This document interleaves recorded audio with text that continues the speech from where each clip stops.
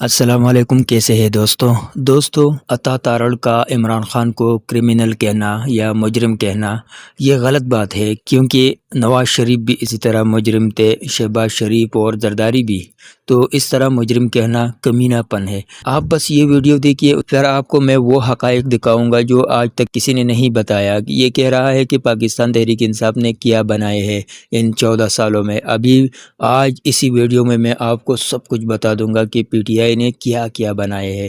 ہمارے ایک چھوٹے سے گاؤں میں پی ٹی آئی کا ایک بہت بڑا منصوبہ، وہ بھی آپ کو دکھاؤں گا۔ ویڈیو آخر تک دیکھیے، میں جو آپ کو آج دکھانے والا ہوں وہ ضرور دیکھیے، کامنٹ میں اپنے رائے بھی لکھیے۔ شکریہ۔ Chief executive of Khyber Pakhtunkhwa, کیا یہ طے ہو گیا ہے کہ جب تک وہ انورٹڈ کاماز میں کہہ رہا ہوں میں اپنے رویے میں تبدیلی نہیں لاتے ان کو اپنے لیڈر سے نہیں ملنے دیا جائے گا؟ وہ آج بھی نہیں مل پائے۔ وہ دیکھیں، یہ وزیر اعلیٰ کا کیا رائٹ ہے کہ ایک کنوکٹڈ کرمنل کو ملنے کا؟ ایک بندہ جس کے خلاف ایک کنوکشن موجود ہے، سزا یافتہ شخص ہے، تو اس ملک میں کیا نیازی لا رائج ہے کہ انہوں نے ملنا ہی ملنا ہے؟ یہ آئین میں لکھا ہے، قانون میں لکھا ہے، کہاں رائٹ ہے اس بندے کا؟ کابینہ بنانے سے انکار کرنا، مجھے میری ملاقات کراؤ، تصویریں صاف کرنا، جوتیوں کے ناپ دینا، اور بھئی لا اینڈ آرڈر کو جا کے نمٹو خیبر پختونخوا کے اندر۔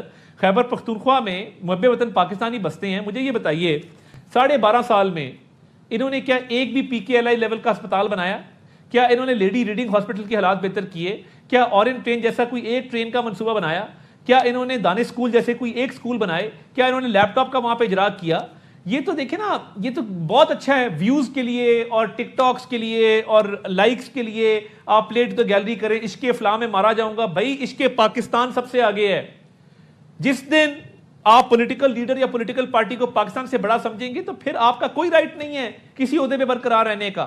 اور میرا یہ ماننا ہے، میرے ایمان کا حصہ ہے کہ پاکستان کمز فرسٹ، تو عشق پاکستان سب سے پہلے ہے اور عشق پاکستان ہمیشہ سب سے پہلے رہے گا۔ یہ جو ڈرامے کرنا اور ایک گمکس کرنا، سٹنٹس کرنا، یہ بڑے اچھے لگتے ہیں سوشل میڈیا کے اوپر، مگر آن گراؤنڈ سچویشن جا کے دیکھیں۔ آپ سکول، کالج، ہسپتال، یونیورسٹیاں بنا نہیں سکے 12.5 سال میں، اور دہشت گردی کو آپ نے بلکہ پروموٹ کیا۔ اب جو اس دن ایس پی صاحب شہید ہوئے ہیں، یا بنو کی مسجد میں لوگ شہید ہوئے، یا اے پی ایس پشاور کے بچے، ان کی روحیں پوچھ رہی ہیں سہیل آفریدی سے کہ بھئی تمہارا یہ کیا بیانیہ ہے کہ تم دہشت گردوں کی پشت پناہی کر رہے ہو، دہشت گردوں کی ایک سپورٹ کی بات کر رہے ہو، جبکہ تمہارا کام تھا کہ بلٹ پروف گاڑیاں اپنے لوگوں کو دیتے، پولیس کو تمہارا کام تھا کاؤنٹر ٹیررزم کی اسٹریٹجی بناتے، آتے ہی پوچھتے کہ سیف سٹی پشاور مکمل ہوا کہ نہیں ہوا، آتے ہی پوچھتے کہ کاؤنٹر ٹیررزم ڈپارٹمنٹ کی ٹریننگ ہوئی کہ نہیں ہوئی، آتے ہی پوچھتے کہ فورینسک لیب بنا کہ نہیں بنا۔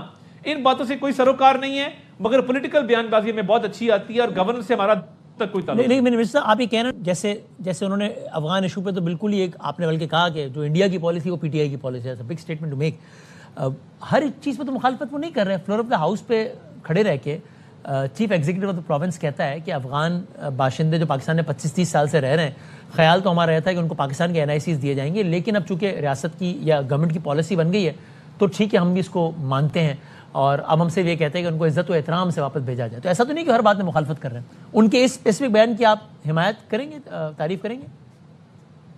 دیکھیں، اس سے تو دیکھیں نا، کوئی عزت احترام تو سب کر رہے ہیں اور عزت احترام سے ہی بھیج رہے ہیں واپس۔ ہم نے اتنا عزت احترام سے ان کی مہمان نوازی کی ہے اتنی دہائیاں، بالکل یہ واپس جانا ہے اور یہ اٹل فیصلہ ہے، اس میں تو میرا خیال ہے کوئی اختلاف ہے نہیں۔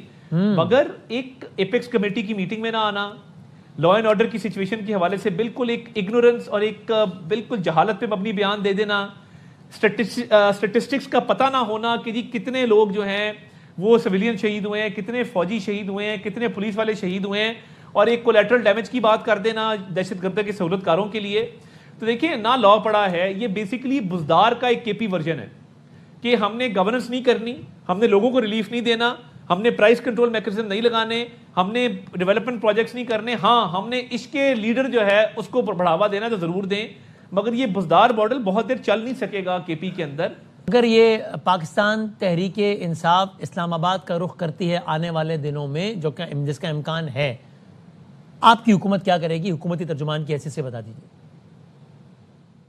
سب کہاں سپورٹ رہی ہے اتنی، لوگ تو اب نکلتے نہیں ان کے کہنے پہ، شوق پورا کر لیں۔ اسلام آباد پہ دیکھیے، جہاں پہ بین الاقوامی سطح پہ پاکستان کی تعریف ہو رہی ہے، پاکستان کو لوگ اکنالج کر رہے ہیں. پریزیڈنٹ ٹرمپ جو ہے وہ 7 جہازوں کا روز ذکر کرتے ہیں. چائنا میں عزت ہے, ایسٹ ویسٹ ہر جگہ پاکستان ریلیونٹ ہے. پاکستان ایک ملٹری اسٹرانگ کنٹری کے طور پہ سامنے آ رہا ہے. اکانومی آپ کی اوپر جا رہی ہے. ورلڈ بینک آپ کے FBR کے ریفارمز کی تعریف کر رہا ہے. تو وہاں پہ اسلام آباد کیا لینے آنا ہے؟ اسلام آباد کسی کو اجازت نہیں ہے آ کے سیز کرنے کی. یہاں پہ بالکل ایک امن امان چل رہا ہے, سکون چل رہا ہے. گورنمنٹ جو ہے وہ آج بھی لیپ ٹاپ تقسیم ہوئے. ایک ڈاکٹر بچی بلوچستان کی آپ نے دیکھا, اس نے اپنے خیالات کا اظہار کیا. ایک شہید کا بیٹا KP سے آیا, اس نے اپنے خیالات کا اظہار کیا. تو یہ پاکستان ہے, اور اس کے اندر دارالحکومت پہ کسی کو اجازت نہیں ہے کہ وہ آ کے معاملات زندگی کو جو ہے وہ آ کے مفلوج کر دے. تو جو کرنا ہے اپنے صوبے کے اندر کریں, آرام سے کریں, مگر KP کے عوام بھی ایک دن ان کا گریبان پکڑیں گے کہ تم نے عوام کے لیے کیا کیا. کرنا ہے اپنے صوبے میں کریں, اسلام آباد آنے کی اجازت نہیں ہوگی. ہے تو پالیسی اسٹیٹمنٹ لگ رہا ہے. بالکل ٹھیک ہے سر. اب آخری 2 سوالات, چونکہ میں نے اپنی اگلے جو مہمانان ہیں ان سے یہ اسی رب بن جائے گا میرا. غزہ میں امن فورسز کا حصہ بننے کا فیصلہ ہو گیا ہے کیا؟ ایسی کوئی معلومات میرے تک ابھی تک نہیں آئی ہیں, اور بہت قبل از وقت ہوگا اس پہ کامنٹ کرنا. ابھی فی الحال میرے پاس اس حوالے سے کوئی معلومات آپ کو دینے کے لیے نہیں ہے. آخری سوال, پنجاب گورنمنٹ نے اپنے طور پہ جناب کے مدرسہ ریفارمز یا وہ ساری باتیں کہ جناب وہ ایک قومی ادارے میں لانا چاہیے اور ٹیررزم نہیں ہو, بس ساری باتیں, قصہ مختصر ہے کہ مدارس کے حوالے سے کچھ اقدامات کیے. آج کسی اور کی بات نہیں کر رہا میں, آپ کے اپنے مولانا فضل الرحمان صاحب, آپ کے اپنے سے کہہ رہا ہوں, بڑا اچھا آپ لوگوں کا تعلق ہے. ان کے الفاظ یہ ہیں کہ شرم آنی چاہیے. 10,000 25,000 غلطی 10,000 کہہ گئے تھے کہ 10,000 روپے دے کے خریدنے کی کوشش کر رہے ہو, ہم یہ 10,000 آپ کے منہ پر واپس مارتے ہیں. یہ مولانا صاحب کا یہ مزاج نہیں, اس طرح کی زبان. اتنا سخت انداز سے انہوں نے ریبٹ کیا اور کہا ہے کہ آپ کوشش کر رہے ہیں مدارس کو خریدنے کی. کیا کہیے گا؟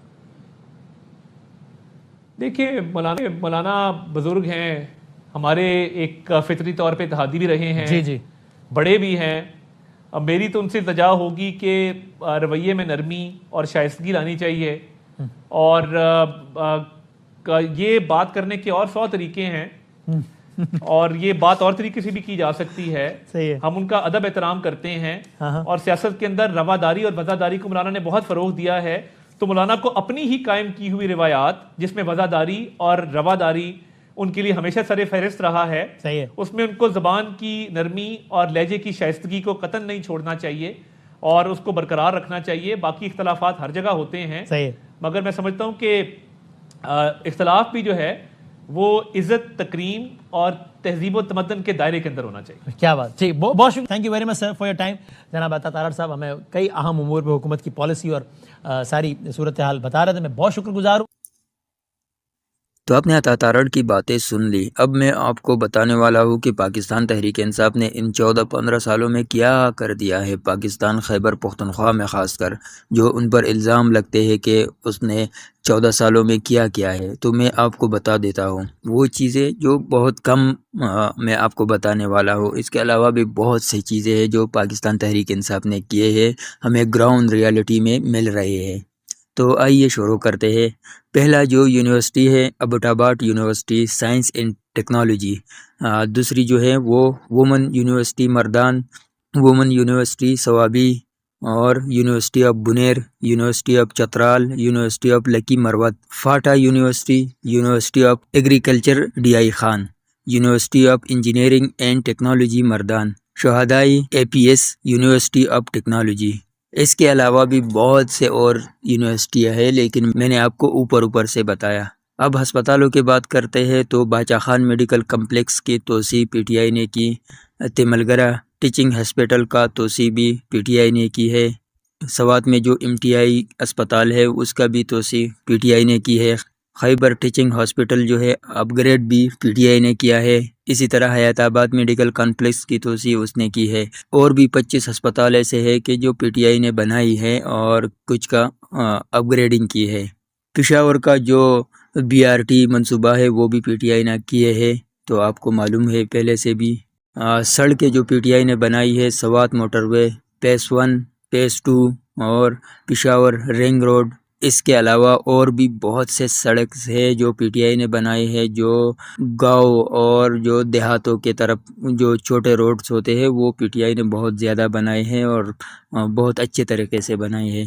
ہمارا چھوٹا سا گاؤں ہے، پسماندہ گاؤں ہے، اس میں ہم نے 20-30 سال سے مسلم لیگ اور باقی لوگوں کو کہا کہ ہمارے لیے روڈ کسی نے روڈ نہیں بنایا، تو پھر جمعیت علماء اسلام کے طرف سے تو ہمارے لیے روڈ کا منصوبہ منظور ہو گیا۔ اکرم خان درانی کا یہ اعزاز ہے۔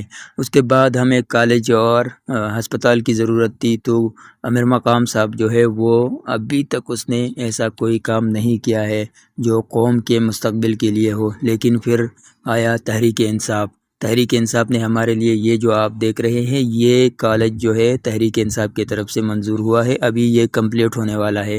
تو گراؤنڈ ریالٹی میں ہمیں اس طرح کی چیزیں مل رہی ہے۔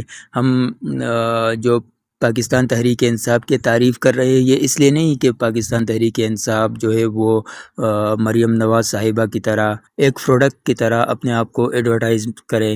وہ جو سی ایم کے بارے میں بات کر رہا تھا، عطا تارڑ صاحب، اور وفاق کے بارے میں وہ بات کر رہے تھے، تو میں سمجھتا ہوں کہ وہ لوگ صرف اپنے آپ کی ایڈورٹائزمنٹ کر رہے ہیں، اپنے آپ کو پروموٹ کر رہے ہیں، لیکن حقیقت میں پنجاب میں جو پسماندہ علاقے ہیں اس میں ہم نے گراؤنڈ ریالٹی میں دیکھے ہے کہ کس طرح وہ لوگ جی رہے ہیں۔ خیبر پختونخوا کے پہاڑوں، بلند و بالا پہاڑوں میں جاؤ، آپ کو کہیں پر بھی پسماندگی نظر نہیں آئیں گے۔ ہاں کچھ مشکلات ہوں گے، لیکن وہ موسمی مشکلات اور جو دور دراز علاقے ہیں وہ تو ہر دور میں ہوں گے، وہ ختم نہیں ہو سکتے، لیکن گراؤنڈ ریالٹی پر ہمیں نظر ڈالنی چاہیے۔ گراؤنڈ ریالٹی میں کیا ہے ہمیں اسے تسلیم کرنی چاہیے۔ تو یہ تھی آج کی ویڈیو۔ اگر آپ کو پسند آئی ہے تو لائک، شیئر، سبسکرائب ضرور کریں۔ شکریہ۔